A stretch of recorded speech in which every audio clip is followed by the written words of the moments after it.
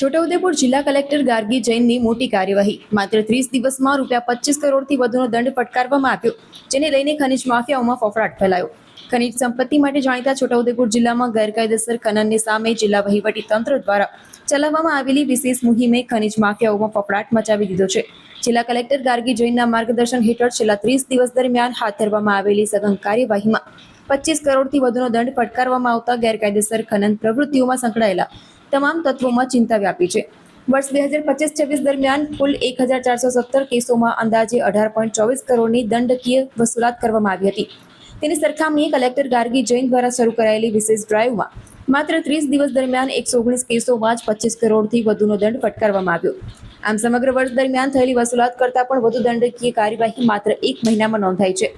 જિલ્લા વહીવટી તંત્ર દ્વારા રચાયેલી વિશેષ ટીમે દિવસ રાત કામગીરી હાથ ધરી. ટીમમાં એસડીએમ મુસ્કાન ડાગર, જિલ્લા પુરવઠા અધિકારી NF વસાવા, નાયબ મામલતદાર રવિ પડિયાર તેમજ પૂસ્તર શાસ્ત્રી વિપુલ સોલંકી. ટીમ દ્વારા જિલ્લાના વિવિધ વિસ્તારોમાં સતત ચેકિંગ, દરોડા અને મોનિટરિંગની કામગીરી હાથ ધરવામાં આવી.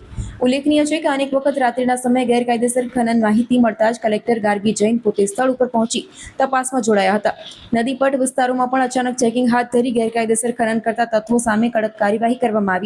કલેક્ટર ગાર્ગી જૈને જણાવ્યું કે જિલ્લામાં ગેરકાયદેસર ખનન, ખનીજનું બિનઅધિકૃત વહન અને સંગ્રહ કોઈપણ સંજોગોમાં ચલાવી લેવામાં આવશે નહીં. નમસ્કાર, આપણે બધા જાણીએ છીએ છોટાઉદેપુર જિલ્લા ખનીજ માટે પ્રખ્યાત છે અને છોટાઉદેપુરની જે રીતિ છે આખા દેશમાં પ્રખ્યાત છે.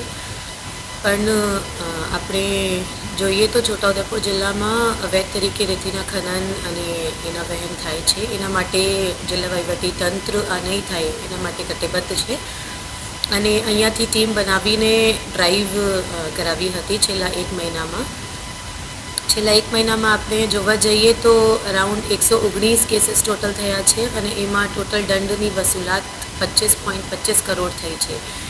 જે લાસ્ટ યર ટોટલ દંડની વસૂલાત જોઈએ તો 18 કરોડ જેટલી હતી. એના સામે એક જ મહિનામાં આપણે છોટાઉદેપુર જિલ્લામાં સ્પેશિયલ ટીમ બનાવીને જે ડ્રાઈવ ચલાવી હતી એનાથી 25.25 કરોડની દંડની વસૂલાત થઈ છે અને આગળ પણ એવી રીતે જ જિલ્લા વહીવટીતંત્ર કાર્ય કરશે અને અવૈધ તરીકે જે ખનન થઈ રહ્યું છે એના સામે કડક પગલાં